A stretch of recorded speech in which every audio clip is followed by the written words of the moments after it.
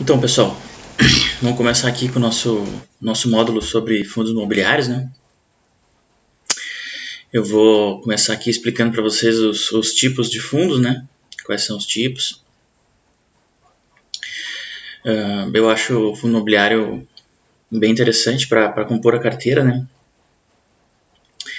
Relativamente um pouco mais simples assim de analisar que ações. A gente viu que ações tem uma grande complexidade, né? No fundo imobiliário é um pouco mais simples devido ao fato de envolver imóveis, né? Então a segurança de ter um lastro imobiliário é bem interessante, né? Então a gente vai começar aqui com o fundo de shopping centers, né? Eu coloquei aqui fundo de renda, porque uma subcategoria uma subcategoria, né? Fundo de renda enquadra shoppings. Aí tem as lajes, né, corporativas, que são para aluguel para escritório, tem os galpões logísticos, né? E ser um fundo um pouco mais simples de entender, que ele é focado em geração de... O foco dele total é a geração de renda, né? Por isso que ele é considerado um fundo de renda. Então, o que eu coloquei aqui no texto, que o fundo de renda é um pouco mais fácil de ser compreendido, né? Que a mecânica dele é um pouco mais simples, né? O que é o fundo de renda? O gestor compra um ou mais imóveis, né? E aluga essas propriedades para lojista, no caso de shopping, para empresa, no caso de lajes, né? Para grandes empresas, em caso de galpão logístico, né? Em indústria e fábricas também, que entram naquela categoria de galpão ali, que eu vou explicar em seguida. Então, depois que o gestor faz esse aluguel para esses lojistas, né, no caso do shopping, ele distribui a renda dos aluguel para os cotistas, simples assim, né? Então, o fundo de renda ele tem um componente de renda fixa, né, uma vez que ele distribui aluguel mensal, mas a gente sempre tem que lembrar que fundo imobiliário não é renda fixa. Ele é a categoria renda variável, porque ele tem as cotas que são negociadas na bolsa, né? Então, ele não é considerado renda fixa, mas ele tem um componente, vamos dizer assim, porque ele distribui aluguel mensal, né? Mas tem a questão por exemplo, quando o imóvel fica vago, no caso pode haver uma interrupção no fluxo da renda, né? Que é uma característica da renda variável, né? Pode acontecer de vagar um imóvel. Depois a gente vai ver um pouco nos outros capítulos do módulo, né? Que essa questão de interrupção de fluxo de renda acontecia bastante em fundos que tinham um imóvel e um inquilino imóvel. Isso a gente vai explicar melhor e vai ver que esses fundos a gente tem que ficar de fora, né? A gente tem que preferir fundos que tem muitos imóveis dentro e muitos inquilinos, né? Por exemplo, um shopping pode ter 70, 80 lojas dentro, né? Então são 70, 80 clientes. E aí a gente vê que nem os exemplos que eu dei aqui, né? Esses fundos aqui de shopping, o XPML, o VISC, o GPS, o MAL. Além de ter o shopping ter 80 lojas dentro, 80 clientes diferentes, aí esses fundos têm 5, 6, 8 shoppings, né? Shoppings dentro dele. Então, a gente vê depois, quando a gente olhar melhor os relatórios de alguns exemplos que eu vou abrir, né? Depois dos fundos, né? A gente vai ver a quantidade de shoppings que tem dentro, a quantidade de locatários, né, inquilinos, tudo isso para proteger a gente de uma interrupção abrupta da renda, né, do fluxo de renda. E o que a gente não quer é que o nosso dinheiro fique lá investido e sem gerar a renda, né? A gente quer investir em fundo imobiliário para uma boa geração de fluxo de renda, para a gente poder trabalhar essa renda como a gente achar mais interessante, né? No momento inicial a gente reinveste para crescer esse bolo, né? E no segundo momento a gente pode sacar essa renda. Aí depende da estratégia, né? Então o sucesso desse tipo de fundo ele vai depender um pouco do momento do mercado imobiliário, né? Como é que está o varejo. Pode ser que ele vá, se o varejo estiver, no caso do shopping, né, vendendo muito, vai ter um pouco mais de uma renda mais alta. Se estiver vendendo um pouco menos, a renda vai ser um pouco menos. Que nem eu expliquei aqui, né? Quando a economia vai bem, as vendas do varejo elas estão em alta, né? O shopping tende a ter menor vacância, mais rendimento, né? E além disso, os próprios contratos de locação, né, assinados com os lojistas, eles têm sempre cláusulas de aluguel que variam de acordo com o faturamento dos comerciantes, né? Além de um aluguel fixo, tem um aluguel variável também. A gente sempre vê que, por exemplo, na época do Natal, a renda desses fundos de shopping aumenta, né? Porque aumenta as vendas, né? Aumenta o fluxo de veículos, aumenta a receita de estacionamentos, né? Então é bem interessante. O fundo de shopping é muito interessante, muito bom. Eu gosto bastante, né? Então a gente tem a questão da inflação, né? Que no Brasil é sempre um risco de ser monitorado a inflação, né?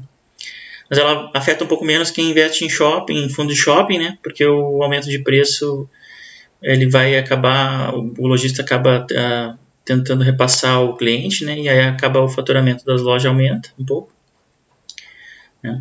É um componente, né? Aqui eu coloquei uma visão que eu tenho, né? Sobre que o brasileiro gosta muito de shopping, né? É só a gente ir em algum perto de casa que vai ver que está sempre cheio. Um dos motivos que eu analiso assim, é a segurança, né?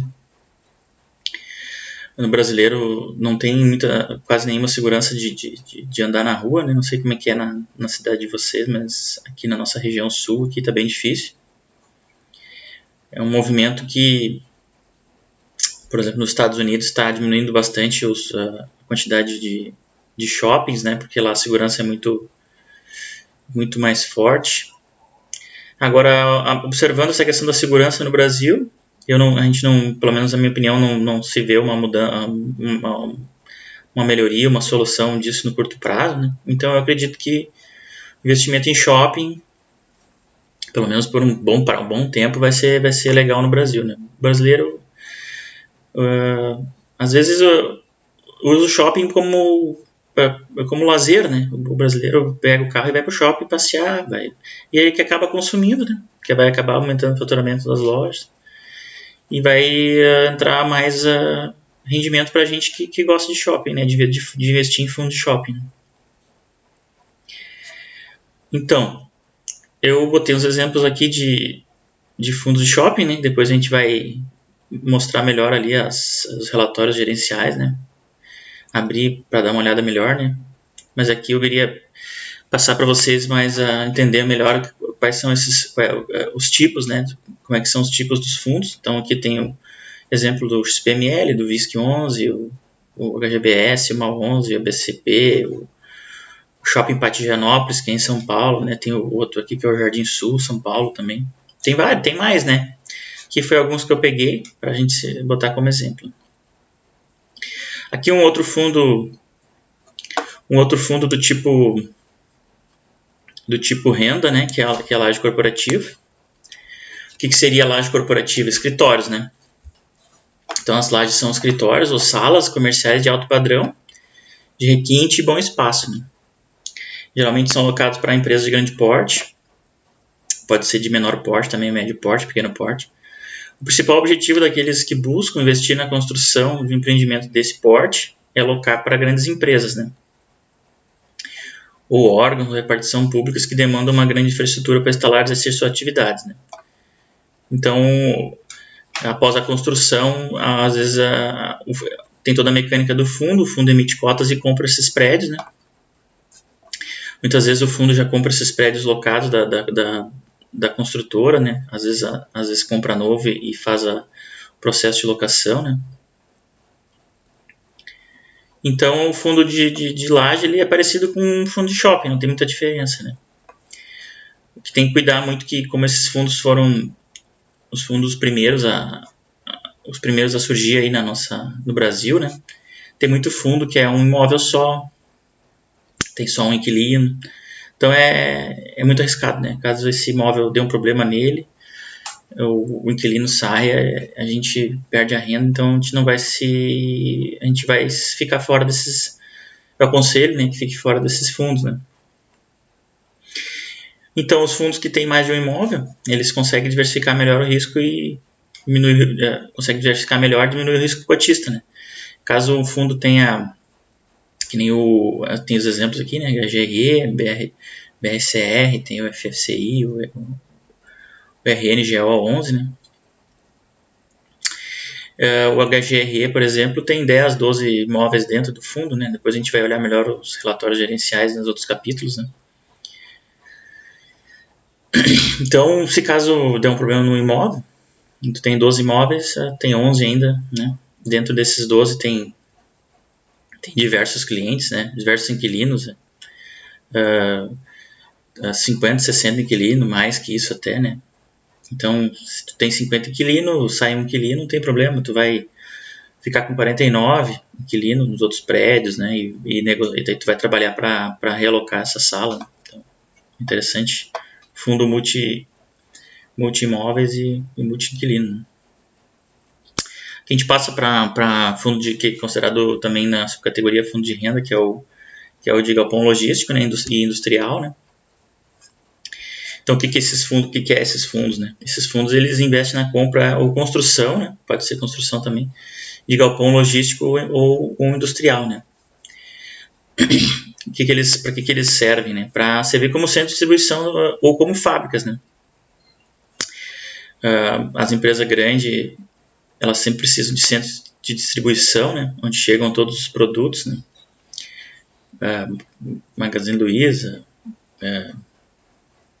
lojas Renner, Mercado Livre, eles precisam de centros de distribuição grandes para eles fazerem a triagem, embalar e enviar para os clientes, né? Ou também fábricas, né? Que esses imóveis são geralmente alugados para grandes empresas, né? Com uma boa capacidade de pagamento. Né? Sobre fábrica agora, existe um movimento que está acontecendo atualmente, onde as indústrias elas estão vendendo as fábricas para os fundos, né? E fazendo um contrato de aluguel de longuíssimo prazo. O que é o interessante disso? O interessante disso é que é um processo que é um movimento de ganha-ganha, né? Que o empresário ele precisa de dinheiro para investir no negócio e o juro do banco é alto, então ele acaba fazendo um negócio com um fundo, vendendo essa fábrica para o fundo e assinando um contrato longo, né? A gente vai ver nos tipos de contrato ali. Geralmente a fábrica, essa fábrica vende, né?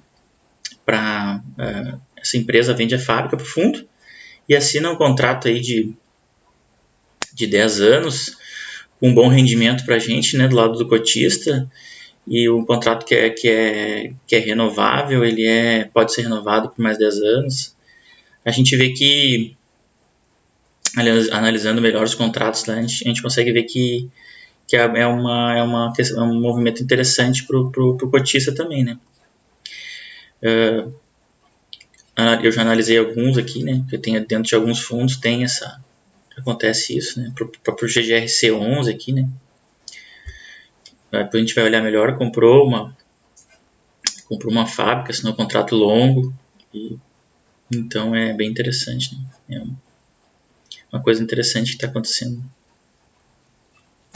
Aqui a gente já parte para uma outra, não é dentro da subcategoria renda, mas de uma forma mais simples, né? São os fundos um pouco mais, que tem um pouco mais de,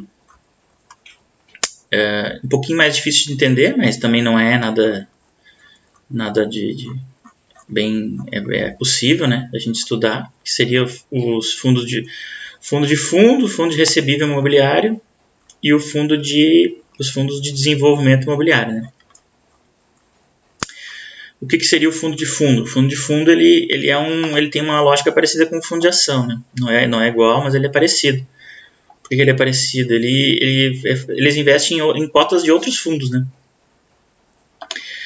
Que estão na visão do gestor profissional, eles estão mal precificados, né? Pelo estudo deles bem próximo ao imóvel, ao mercado que o imóvel está inserido, né? Equipe grande para fazer essa avaliação. E ele é novo no país ainda, não tem muito tempo que existe fundo de fundos, né? O que eu acho de fundo de fundos? É uma carteira já mais madura, um pouco maior, é interessante. Pode conseguir capturar algumas distorções do mercado. Ele tem um viés, no caso, ele é um pouco parecido com o fundo de ações, mas não é igual, né? Fundo de ações, por exemplo, os cotistas podem pedir resgate de cota e acabar forçando o gestor a vender ações muito barato, que nem a gente estava comentando, né? Lá no modo de ações. No fundo de fundos não acontece, porque ele não aceita resgate, então é só venda de cota no mercado mesmo, né? Depois a gente vai ver melhor como é que a gente tem que cuidar da precificação do fundo de fundos, né? O que é interessante, então, o fundo de fundos ele vai conseguir capturar algumas distorções, também o que eu acho mais interessante daí, né? No fundo de fundo é que ele consegue acessar fundos imobiliários restritos a investidores profissionais, que a gente não tem acesso, né? Então a gente não tem acesso a esses fundos restritos a investidores profissionais e eles têm às vezes um rendimento melhor. Então, para mim, fundo de fundos que não investe em fundo restrito, ele não tem muito interesse, eu não tenho muito interesse, né, pela questão da taxa de administração, né? A gente tem que analisar no fundo de fundos o gestor, bom histórico de resultado e também a taxa de gestão, porque como ele está comprando cota de outro fundo, o outro fundo cobra gestão e o fundo de fundo vai cobrar gestão também, então está para duas taxas de gestão, né? Então tem que ter um desempenho bom, investir em fundo restrito, investir bastante em fundo restrito a investidor profissional para compensar o investimento da gente, senão não compensa. Aqui vamos falar um pouco de fundo de recebível imobiliário, né? O que seria o fundo de recebível imobiliário? Esse fundo ele investe prioritariamente em CRI, né? Em CRI, que a gente chama, né? Que é o Certificado de Recebível Imobiliário. Eles compram o direito de receber os créditos concedidos para aquisição e construção de imóveis, né? Aqui eu botei um quadrinho mais abaixo que eu vou explicar o que seria o CRI, né? Como é que é o mecanismo de CRI, né?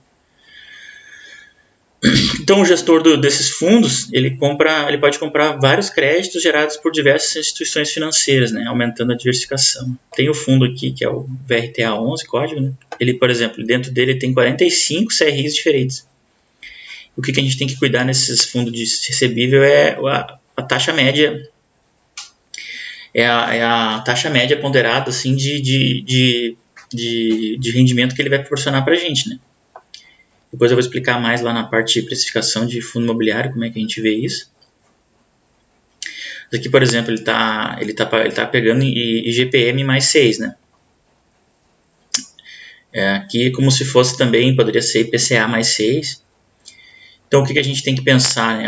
Comparação sempre com renda fixa, com tesouro direto. Porque daí o grande adversário, para mim, na minha opinião, né? O grande adversário, não só minha, né? De várias pessoas que estudam o fundo imobiliário, o grande adversário dele é o tesouro direto, né? Então, se o tesouro está me pagando aqui IPCA mais 3 e eu estou recebendo aqui IPCA ou IGPM mais 6, né? Claro que a gente tem que ver o histórico aqui do IGPM melhor. Seria parecido com o IPCA, mas o IPCA seria a inflação, né? O IGPM já é mais voltado para o setor de imobiliário, né? De índice de geral de preços do mercado, né? Parecido com o IPCA, né, em alguns momentos, né? Então, se o Tesouro Direto está dando IPCA mais 3 e o fundo está IPCA mais 6, o IGPM mais 6, tem uma vantagem para o fundo, né? Claro que aqui tem taxa de gestão, né? A gente tem que descontar mais ou menos um pouquinho aqui, 1% talvez. Esse seria o IGPM ou IPCA mais 5, mas o fundo... O Tesouro Direto também tem taxas e também tem, no caso, tem imposto de renda, que aqui no fundo imobiliário é isento, né? Então, não seria IPCA mais 3,5 lá, né? Teria que descontar um pouco na tabela depois que eu vou mostrar na nossa planilha de precificação do fundo imobiliário. Eu vou colocar lá, eu vou mostrar como é que a gente faz isso, né? Então, um fundo de CRI rendendo mais, tem sempre que render mais que a média dele ponderada, tem que render mais que o Tesouro Direto, senão a gente deixa de comprar o fundo, que tem um risco maior, e vai para o Tesouro Direto, né? Então, o que a gente tem que cuidar no relatório do fundos de recebível, né? Que os que têm boa gestão, eles têm bastante garantia, né? Bastante garantia que garante esse CRI, né? Em caso de não pagamento, a maioria das vezes é o imóvel, né? O próprio imóvel garante, caso não haja o pagamento, né? As pessoas, quem comprou os imóveis fez os aluguéis, alugou, né? Tem o fluxo de pagamento de quem compra e fluxo de quem aluga, né? Depois eu vou explicar melhor ali.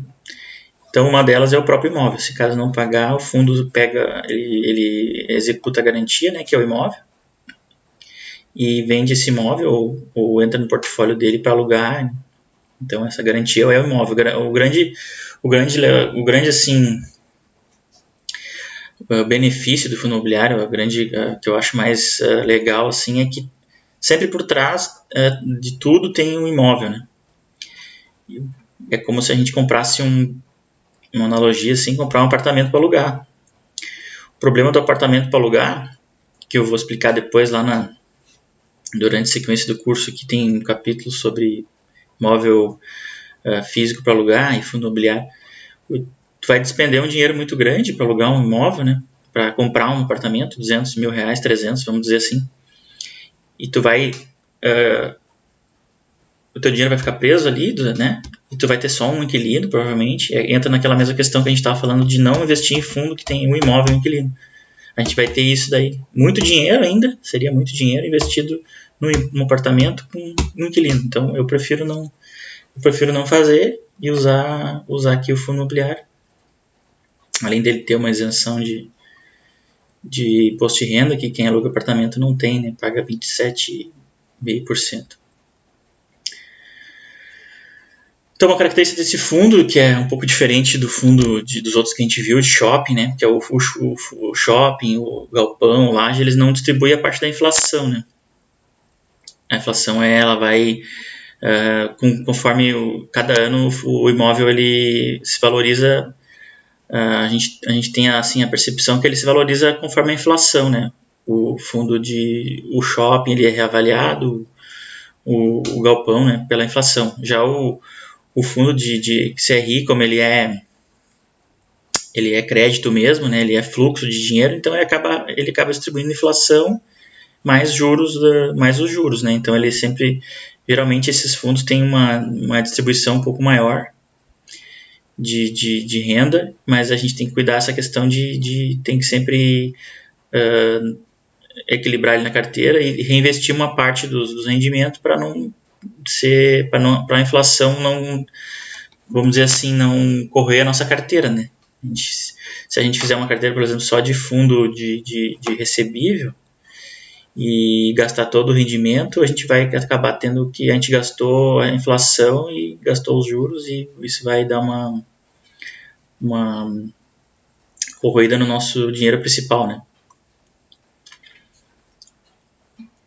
Então, um fluxograma aqui eu peguei, né, da própria gestora Rio Bravo, né, que é uma grande gestora de fundo imobiliário, tem diversos tipos, né, todas as gestoras têm vários tipos de fundo dentro, né, assim, eles têm vários tipos. Então, a Rio Bravo tem vários e tem, inclusive, fundo de CRI também, né. Vou aumentar um pouquinho aqui, ver se consigo botar de volta, tá. Então, como é que funciona o fundo de CRI na prática, assim, né? O empreendedor, ele constrói o imóvel e vende para o cliente, né? Comprador, né? E aí, só que esse fluxo de pagamento aqui, geralmente ele vende em muitas parcelas, né? Então, às vezes, o empreendedor, ele gostaria de receber o dinheiro, receber tudo de uma vez só, né? Aí o comprador não consegue. E o que acontece? Daí entra a securitizadora, ela cria um mecanismo de CRI, né? Então o empreendedor vende esse crédito com desconto, né? E a securitizadora faz todo esse pacote, né? E vende para os investidores de fundo imobiliário daí, né? No caso, para os fundos de CRI, né? Então aí esse fluxo vai vir ele flui para a securitizadora que repassa daí em vez desse dinheiro vir para cá, para quem construiu, após a securitização do CRI, né, ele virou o comprador, esse dinheiro não vai vir mais para cá, já foi pago, né? O dinheiro vai vir para o fundo de CRI e vai pro investidor que vai receber o rendimento, né? Então essa seria a ideia, né, do fundo de CRI. Também pode ser securitizado de aluguel, né? Uma grande empresa, por exemplo, a Ambev, aluga um galpão por 10 anos. Daí, só que quem alugou quer o dinheiro, quer os 10 anos de dinheiro, e aí, claro, ele vai ter que vender isso, fazer um desconto para poder receber esse dinheiro antes, e aí a securitizadora faz cria esse CRI, né? E aí os fundos de CRI compram e entra na carteira deles, e isso vai gerar rendimento para o investidor também. Então tem aqui um passo a passo da Rio Bravo, né? Então o que acontece? O comprador cede os direitos de crédito, né? Cedeu os direitos de crédito aqui, e aí a emissão o fluxo, né, de dinheiro vai para cá. Aí então a securitizadora ela emite o CRI lastreado em recebível, né? Colocação no mercado. Daí o fundo capta investidor para comprar esses fundos de CRI, né? Monitoramento também monitoramento de se está se pagando, como é que está o pagamento, se está em dia, a securitizadora faz, né? Como é que se está pagando, se os compradores estão pagando, se não pagar, se eles, como eu expliquei, se eles começarem a parar de pagar tanto a securitizadora como o fundo, no caso ali o VRTA, por exemplo, né, eles vão começar a cobrar essa falta de pagamento. Em último caso, vão executar e vão querer o imóvel, né? Vão pegar o imóvel para eles que na verdade é dos investidores, né? E vão negociar esse imóvel. Ou sempre a garantia é muito mais do que foi pago, né? Eles exigem mais garantias, né? Não é assim. Eles emprestam tanto X valor, eles repassam X valor, né? Mas eles querem sempre uma garantia maior, né? A gente vai ver depois lá nos relatórios dos fundos, né? Se, por exemplo, o CRI é 5 milhões, né? Eles vão exigir uma garantia de 10 para poder ter essa folga, né? Porque às vezes tu pega o imóvel e não consegue vender no valor que tu emprestou, né? Então, eles exigem uma garantia maior, né? Aí que aparece aqui, né? Seção das garantias, né? Quem pegou o dinheiro vai ceder garantia aqui. Seja seguro imobiliário, seja renda, patrimônio pessoal da empresa aqui, né? Do empreendedor, da construtora, vai garantir esse fluxo, né? Isso é uma exigência para proteger a gente, né? Porque não pode a gente confiar só no pagador aqui. A gente o fundo exige mais garantia, né? Aqui que é o repasse, né? O dinheiro vem daqui do comprador. Aqui já recebeu, né? Recebe, né? O 7 aqui, entrega de recursos para o empreendedor. Recebeu. Então ele não recebe mais dinheiro do comprador nem da pessoa que alugou dele o imóvel, né? A grande empresa ou pessoa física que comprou o imóvel, ele não recebe mais. O dinheiro ele vem daqui, né? Ele vem daqui para cá e aqui passa para o fundo direto. O CRI pode ser comprado direto também pelo investidor, mas é muito difícil de analisar, né? Essas garantias, toda essa operação que é muito difícil para a gente como pessoa física analisar uma por uma. Então, por isso que é mais interessante investir via fundo de recebível, né? O dinheiro, então, o fluxo dele é esse, né? Ele vem do comprador ou da pessoa que alugou o imóvel, vem para a securitizadora e ela repassa para o fundo CRI que vai repassar para o investidor, né? Então, é bem interessante esse fluxograma aqui. Qualquer dúvida aí é só passar é só me perguntar que a gente que a gente conversa aí. Aqui eu coloquei uns exemplos ali de fundo de recebível, né? Recebível imobiliário, todos eles são de recebíveis, né? De CRI, o VRTA11, o CANIP11, KNCR, o BSR, HGCR, CTPS, todos eles são fundos de recebível imobiliário, né? Então, finalizando aqui o nosso capítulo de tipos de fundos, né? Então, a gente tem o fundo de desenvolvimento imobiliário, né? Então, esse é um tipo de fundo um pouco mais arriscado, complicado, né?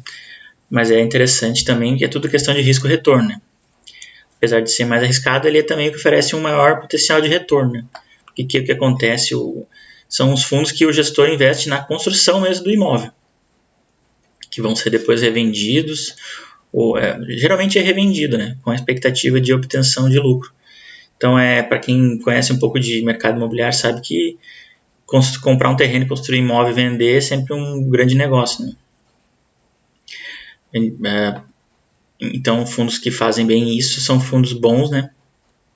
A gente tem alguns exemplos aqui de tipos, né? O KNR, o MFI, o TEGAR11, né? São bons fundos. Esse aqui já está um pouco desinvestindo, né? O que acontece às vezes é que o fundo ele tem um prazo de duração, né? É tudo acordado com os cotistas que a gente vai criar esse fundo, vai comprar uns terrenos, vai construir e vai terminar o fundo, né? Esse caso aqui pode acontecer. No caso do MFI, do TEGAR, não, a ideia deles é prazo indeterminado, né? Então eles vão sempre continuar comprando terreno e construindo e vão continuar mantendo o fundo funcionando, né? Então o que tem de um pouco mais de problema risco nesse fundo? O que seria problema, risco, né? Se houver algum problema na obra, né, simplesmente vai atrasar um pouco, pode reduzir um pouco o pagamento de dividendos, de rendimento, né? Se o empreendimento não conseguir licença, as licenças ambiental, atrasa um pouco a obra, pode afetar o fluxo, né? Se a prefeitura não liberar bits ou a obra ficar mais cara que o esperado, o cotista vai perder. Na questão de sair perdendo, ele vai ter um atraso nos seus fluxos, né? É diferente por isso que a gente fala de um subclasse fundo de renda, né? Tudo que a gente falou aqui, né? Principalmente fundo de desenvolvimento, ele não vai acontecer aqui nesses fundos de renda aqui, né? Não vai ter grandes... pode ter uma reforma no shopping, numa sala comercial, no galpão e tal, mas não vai acontecer essa questão de obra, né? A obra, terreno, construção, não tem, né? Então ele é mais um fundo ali é um fundo de renda, né? Que nem eu disse, uma carteira um pouco mais... Quando a gente está começando, a gente começa por fundo de renda, né? Vai começando aqui nos fundos de shopping, escritório, galpão, tranquilamente. Quando a gente vai amadurecendo nossa carteira, a gente vai estudando um pouco mais de fundos, fundo recebível, imobiliário, são bons, né? São muito bons. E também fundo de desenvolvimento compõe estratégia de carteira, composição, né? Que nem a gente falou, ações 2-3% num fundo diferente, num 4% o risco não é tão alto e a gente acaba tendo benefício também no caso desses fundos tenham um bom assim, caso eles tenham um desenvolvimento bom e acaba tendo um rendimento maior para a gente também, né?